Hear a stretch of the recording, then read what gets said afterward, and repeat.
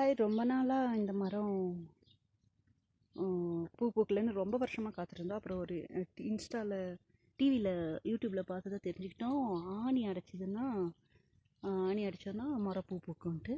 அதனால் ஆணி அடிச்சிருக்கோம். ஆணி அடித்து 1 மாதம் 2 மாதம் தான் இருக்குது. இந்த மரம் பூ பூத்துருக்கு. இப்போ தான் ஃபஸ்ட்டாக பூ விட்டுருக்கு. பாதி இங்கே 1 விட்டுருக்கு, மேலே 2 இருக்குது, இந்த பக்கம் 2 இருக்குது. சுற்றி எல்லாமே பூ பூத்துருக்கு. ஃபஸ்ட்டாக பூ பூத்துருக்கு.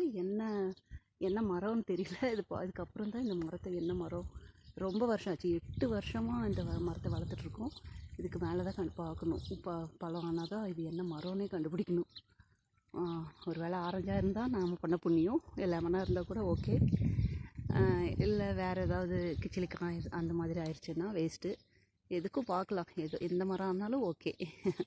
நம்மளாம் வளர்த்தது இல்லைங்களா. தேங்க்யூ.